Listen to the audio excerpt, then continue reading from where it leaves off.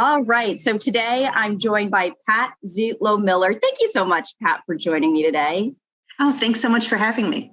So you are a New York Times best-selling author. You have written dozens of children's books. That was kind of like a second career for you. And before we delve into your journey, I wanted to start with something that you had shared with me over the phone. And I thought it was so impactful that I wanted to start off with it right now because you followed your dream to becoming a children's author. So you shared with me over the phone, our conversation, that it's so easy to put off when you don't feel that you're worthy to follow the dream. And that's a message that you share with a lot of people when you go on conferences and talks and tours. What do you mean by that? Well, I think that when you want something a lot, when you have that like secret passion deep inside your heart, that hope of someday maybe doing something, that it's really easy to feel like you don't deserve it, like you're not good enough, you're not worthy enough. Why should you be the person who gets to, achieve your goal or live your dream? And it's really easy to like put off working toward it because you've got that sort of subconscious unworthiness or fear of what if I put everything I have behind it and it still doesn't work out. And I think that's why a lot of people don't pursue their dreams, is they have that unworthiness or that fear of not being good enough. Oh yeah. I mean, hey, I have, yeah, I mean, it's a journey, right? I mean, I've definitely felt that in my life. And from time to time, you still feel that way. I think it's only natural, but you were a newspaper journalist, you were a sports reporter, you started off writing in college. I did. And you actually wrote a draft of a picture book. What happened when you wrote that picture book draft? Okay, so I was 19. I was in college. I had that secret dream of writing picture books. And I wrote a draft and I had no idea what to do. I didn't know anybody who'd ever written a book or published a book.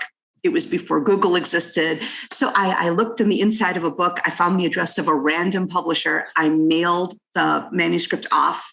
And I waited, and a couple months later, I got like a Xerox form rejection that said, thanks, but it's not right for us. And then I thought, well, I tried, and I just stopped doing anything related to writing for kids for the next 20 years, until I was 39.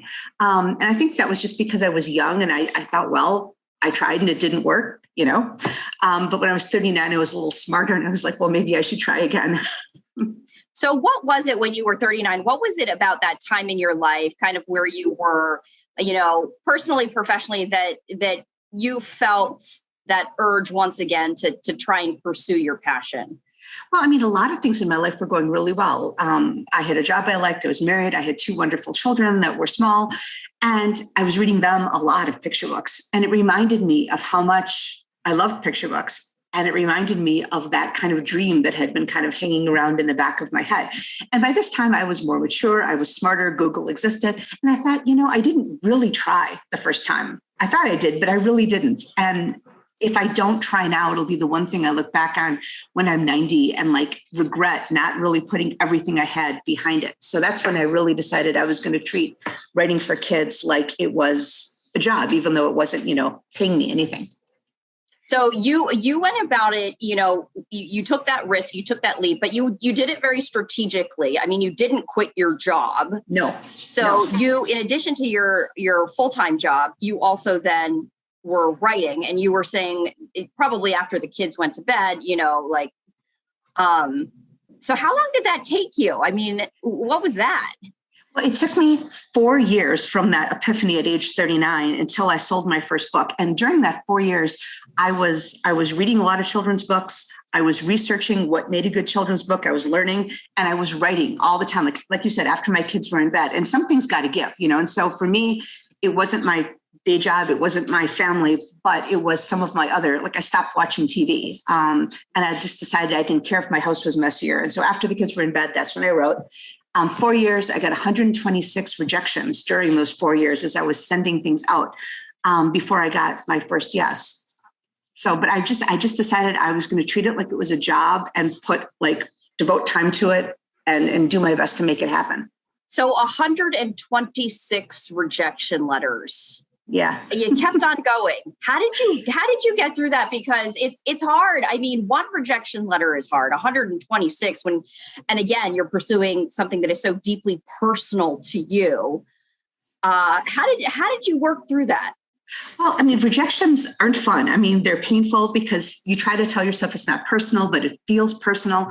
But at the same point, I just decided that, like, if I had wanted to be like a concert pianist, which I didn't, but if I had, I wouldn't have assumed I could just sit down, take a couple of piano lessons and suddenly be selling out Carnegie Hall. Like, it just wasn't going to happen. So I looked at writing the same way. I tried to look at each rejection as a not yet, not a no, but not yet.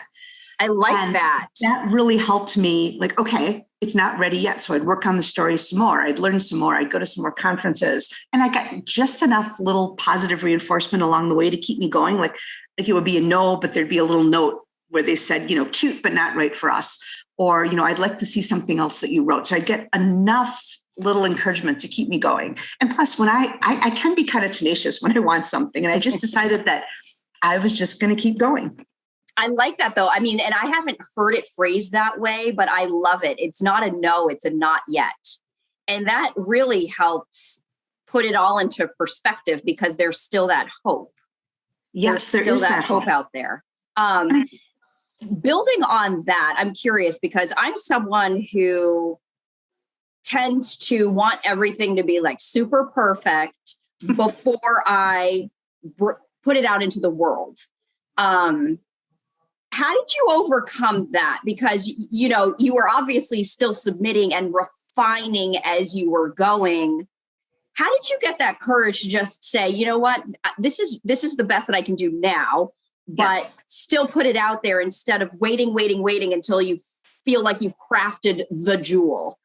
Well, I am a huge perfectionist. So that was a big issue for me. And I think at the beginning, I didn't know what I didn't know. So I thought maybe it was good enough. I thought I had maybe crafted that perfect jewel. And then I was just getting no's. I was like, well, maybe not. But I also knew like I was never going to sell a book if everything I wrote just stayed on my desktop, right? I mean, if it just stayed on my computer, no one was ever going to go, oh, hey, let me see that. So I knew that submitting was part of the process and it was part of the way that I could measure, was I ready or was I not ready? And so I kind of looked at it that way because I've met so many people who've been writing for years, but like you said, they just hang on to it because they don't think it's ready. And I think they're scared of that no. And I guess I wasn't that scared of the no, and I wanted the feedback and I was hopeful. I always had, even when I was getting the rejections, I had this like kernel of optimism in me that somehow at some point it was going to happen. So you're a perfectionist, but you're also an optimist. How does that align? It's a weird thing because I really, really don't like people looking at my stuff until I think it's ready. But yet I am totally a glass half full. Plus, I think there's a pitcher of water nearby person. So, it is sort of a weird relationship, but it sort of balances out somehow. It does. Have you always been optimistic and positive? About most things, yeah. Most things I have been. I just figure like usually if I work hard enough and try hard enough, it'll work out. And then I guess I tell myself if it doesn't, then maybe I'm supposed to be doing something else, Was there ever a point in time during this journey that you ever felt like giving up, that you weren't that optimistic person? Yes. I hit one point with my first book that I sold, Sophie Squash. I had sent it out to almost all the places, publishing houses that I could have sent it out to. And I had gotten some close calls, but it was always ultimately a no. And I felt like that was my strongest story. And I kind of hit the point where I was like, well, I don't think this is going to sell. I just don't think it's going to happen. And I thought about it for a while. And I said, well, even if I don't reach my goal of having a book published, I'm a better person when I write. I'm a happier person when I'm writing. And so I just decided I was going to keep writing, even if it was just for me, because it made me happy. I still was submitting, but I did do a little bit of kind of slowly releasing maybe the dream, and maybe I wasn't going to get published. And then obviously it sold. But I think there was some value in realizing that writing for me was enough, even if it didn't work out, because I was a happier person when I was doing it. Yeah, you were doing it for yourself. It wasn't like the external validation. It was the internal fulfillment in a way. Yes, absolutely. Yeah, that's huge. So, okay. So you managed, obviously, you published. What was that like to finally have the very first book published? I mean, getting that news, I can't even imagine. Well, I got a phone call, and this was before, well, I'm sure cell phones were out, but I didn't have one at the time. So my landline rang and it said Random House on the, caller ID. And I thought it was like, some telemarketer or something. And I picked up the phone. It was an actual editor. And she said, "You probably don't remember sending me Sophie Squash." And I was like, "Yes, I do." And she said, "We want to turn it into a book." And I don't remember really the rest of the conversation because I was so excited, and then the whole process of going through the editing process with her and then, seeing the illustrations and then getting the box of books. And by this time, my oldest daughter was a teenager and they keep you humble. So I got my box of author copies arrived and I'm looking at them and I'm like having that moment of feeling like I realized my dream. And my 14-year-old looks at me and goes, "Wow, Mom, that almost looks legit." I was like, "Thank you." So now she's 25 and she's very proud of me, but I'll never forget that 14-year-old kind of teenage compliment. It almost looks legit. They know how to cut you down to size. That's for sure. Yeah.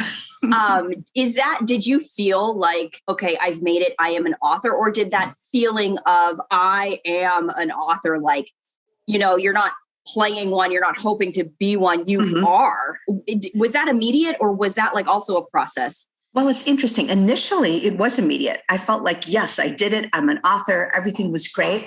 And then, interestingly enough, is that after I had a book on the New York Times bestseller list, Be Kind, that's when I started feeling like an imposter again, because I felt like there was a lot more pressure on me and people were maybe expecting more things. And what if my next book didn't do as well? And so that's when I started really feeling like maybe I wasn't good enough, which is funny because, I had just achieved a pretty major milestone, but that's when I got insecure.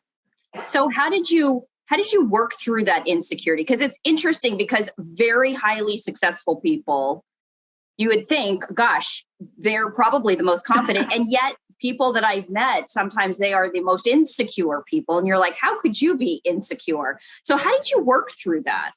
Well, I mean, blunt honesty is I actually ended up talking to a therapist because it was getting in my way of speaking and doing some of the things that were being offered to me. So I spent some very valuable time talking to someone about it. And it really helped me realize that this image that I had in my head of what a successful New York Times bestselling author wasn't necessarily a realistic one. Because I was thinking, well, it's like a 55-year-old guy smoking a pipe with a beard, wearing a jacket with elbow patches, and that's not me. No. And so it really helped me realize that, that it was going to be okay. So yeah, I mean, I'm a huge proponent of talking to someone when you need to. What was there like a key point of advice that you took away that really transformed your thought, or is there something that has jumped out at you? Well, I was doing a lot of things that I thought all authors did, and I didn't like some of them. There was just some things I wasn't as fond of in terms of like there were certain types of public speaking I liked doing and certain types I didn't. And from talking to the therapist, we ended up making a list of what are the parts of being an author I enjoy, what are the parts I don't. And then she's like, well, you can say no to the things you don't enjoy and focus on the things that you do. And that's probably a better use of your time. And I was like, oh, I can. And so that was just this huge moment for me of I can do the things that I like and bring me joy. And I don't have to, do things other authors do because maybe they love it, but I don't. And so that was you can actually create your own definition of success. Yes, exactly. Of success. And it's worked really, really well in terms of, helping me make choices and not getting overcommitted. Wow. And so now you have, is it 23 published books? By the end of this year, I'll have 18 books out in the world, and then I've sold 23. So the remaining 5 will be coming out in the next couple of years. Wow. That's incredible. I mean, do you look back at being, a sports reporter? You were also in corporate communications. Do you look back at that as almost like a separate life? Or, I mean, it's like a world away. I stopped my corporate job just about a year ago. And even though it was a very good job, it helped me support my family. I learned a ton being in corporate communications. I don't miss it at all. And it does seem like a different me that was doing that, because even though I did it and could do it, books are my passion, and I'm really living in many ways, the life I had always hoped that I possibly would be able to live. And so I feel very grateful every morning that, things have worked out the way that they did. How does that, I mean, I know that you said that you're extremely grateful, but like living the life that you always wanted. I mean, my gosh, like how fulfilling is that? That's incredible. It really is. And I don't even know how to describe it other than, I'm doing the job I want to do. I feel like I'm making a positive difference in the best way I can with the skills that I have. And I can make a lot of decisions about what I do and how I do it, just on my own. It's amazing. And you also just brought up another point, which I think is huge, is gratitude, that you just wake up so grateful. And I feel like that's so important for people who, have maybe achieved the dream or are, chasing the dream, whatever that may be, but just to be grateful for what you have in the here and now, I think is huge too. Oh, I agree. And I was grateful at all stages of my life, but I think it's important to, value what you have and then always look, because I never wanted to be a person that like got stagnant or just like stayed with the status quo. I've always been like, well, what could I do next? How could I become a smarter person, a better person, open to new experiences. And so I think that's what helped me. And even now, I'm certainly not sitting back and coasting. I'm learning how to do, especially with the pandemic. So many things went online. So I learned how to make videos and I learned how to do all kinds of other stuff. And I certainly still have writing goals that I haven't achieved. So where do you get your ideas? I think writers do a lot of notice little odd things that other people don't. I think anybody who's creative does, not just writers. But so I'll be in line at a grocery store and I'll hear part of somebody's conversation. I'll be like, oh, I could use that. Or I'll notice somebody's name or what they're wearing and it works its way into a story. Do you have a favorite? Okay, well, this one isn't a published story yet. But when I had my corporate job, I was leaving work and it's a huge company. So I didn't know everybody. And there was this group of 20 something guys in front of me. And the company I worked for had these walking trails you could walk on. And they had gone walking over lunch. And apparently they had run into a big flock of birds. And so this 120-year-old turned to the other one and I'm going to try to do the voice. And he went, dude, it was like a robin rendezvous. And I was like, oh my God. And so I walked to my car and I have the beginning of a story about a robin rendezvous just from that little phrase that he said. And I'll never see him again. He'll never know, but maybe someday it'll be a book because of what I heard him say. Oh my gosh, that's amazing. I love that. What a great story. What a great story to the story. Yeah. Yeah. So for people out there and, whether it's someone who has always dreamed of, becoming a children's author or a published author, or just who has a dream because you chased after yours. You tried, you set it aside, you went back to it 20 years later. And now look at you, New York Times bestselling author. What advice would you give to people who have always harbored a dream? Well, I would say don't wait 20 years to start like I did between 19 and 39. But I think it's important because it can seem really daunting.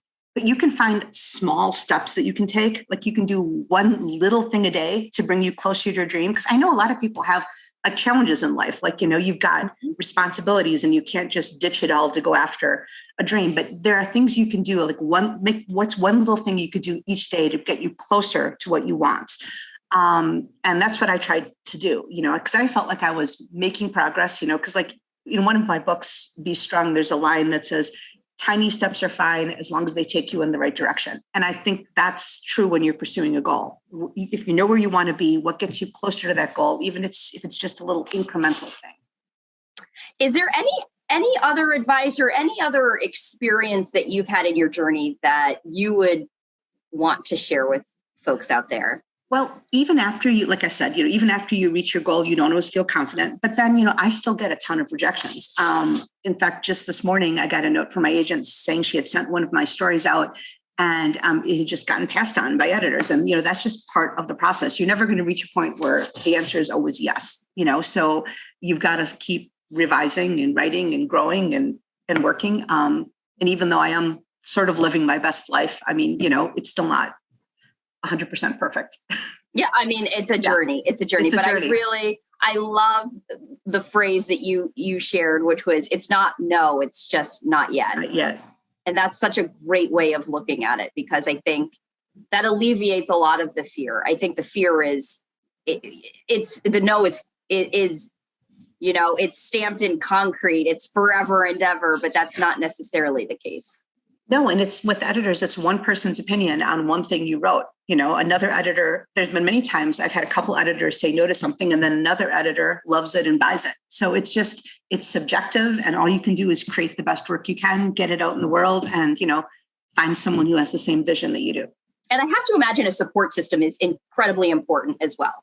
Yeah, my family is great. My family is very supportive of what I do. They're very proud of what I do. I'm amazed sometimes at how proud they are. And then I have several good writing friends who are also doing the same thing I am. And when things get a little frustrating, we can call each other and go, okay, this happened, and it's very helpful to have people like that in your life. I'd have to imagine that the world of authors and publications and books is incredibly competitive. Did you ever encounter people who didn't feel like there was enough success for everyone? And is there that competitiveness, and how do you navigate the possible toxicity of that, where people don't wish you well because maybe that means that their spot's going to get, taken away? Honestly, the children's book creative community, it's pretty small. So if you're in it, sooner or later, you meet all the different people. It's actually incredibly supportive, more so than like almost any other working community I've been in. And the general thinking, not that there aren't exceptions, but the general thinking seems to be that there's enough success for everybody. And if you write something wonderful, there will be a spot for it. And so I'm sure underneath, like, there have been times I've seen someone else have some success and I felt a little jealousy, and I'm sure vice versa. But generally, we're all really happy for each other. I buy so many books written by people that I know because I want to support them. In fact, someone once described children's publishing as a bunny eat bunny world. I mean, it's pretty sweet and supportive all the way around. That's really special, though. I mean, That's great, because there's enough success for everyone. Just because, one person has an incredible story doesn't mean someone else couldn't have just as an incredible story out there. I tend to look at it as inspirational. Like, a book will come out and I'll be like, this is the coolest thing I've ever seen. And then I'll go, well, okay, I can't obviously write that, but could I write something equally cool? Like, you can get really inspired by the stuff other people create and then use it to create your own unique thing. It's like a springboard. Yeah, exactly. Mm-hmm. I like that. Wow.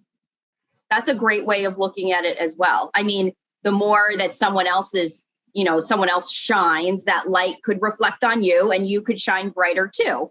Right. And also I remind myself, like, not every book is for everyone. So someone might put a book out, I might read it and go, well, that's not really my thing, but there's going to be people out there that love that book and need that book. And so, it's remembering that, each book finds its own audience. So I know that you have a number of books in the pipeline. When are they going to be coming out? When can people expect to see them?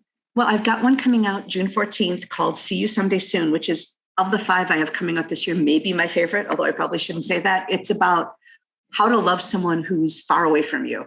And It's about a child and their grandparents who are geographically distant and how they love each other and keep in touch. And it's just such a good book, especially with the pandemic and so many people not being able to see the people that they love. And Susie Lee did the art for it. And it's got maybe the most amazing art of any picture book that I've written so far. And then later this year, June 28th, I have a book coming out that I co-wrote with a writer friend of mine, E.E. Charlton Trujillo. And it's called Lupe Lopez Rockstar Rules. And it's about a girl who goes to kindergarten, convinced that she's a rock star, and finds out that even rock stars, have to follow some rules. So it's about embracing your inner rock star, but still, that one's very funny. I'll have to get that for my daughter. She's going into kindergarten in awesome. the fall. So yeah, I'm sure she can relate. And she does feel, well, maybe not a rock star. She feels like she's a princess. She is a princess. She doesn't feel like one. She actually is one. So yeah. And, yep. So that would be right up her alley. Oh, I love it. Before we wrap things up, Pat, is there anything else that you would want to share, a memory, an experience, kind of words of wisdom? Well, okay. So back when I had my corporate job, it was at American Family Insurance, and their corporate motto is dream fearlessly. And they put a lot of effort behind it. And I think dreaming fearlessly is an important thing to use in your life, no matter what your dream is, whether it's writing or something totally different. Don't be afraid to dream fearlessly and have a big dream and see yourself achieving it and moving toward it. I love that. Dream big. Mm-hmm. Dream big. We have this one life, right? Why not? Yes. I mean, you just don't want to, like I said before, you don't want to be 90 and looking back and going, well, I should have tried that, because I think most people are smarter and more talented and more competent than they give themselves credit for. And why shouldn't you be the one to achieve your dream? Yeah. Why shouldn't you? Why shouldn't we all be the one? There's enough success for everyone. I love that. There really is. Well, thank you so much for taking the time, Pat. You have shared so much wisdom, and you're just, I feel other people, you're just such a warm and wonderful person. So thank you so much for taking the time. Oh, thanks for having me. I really appreciate it.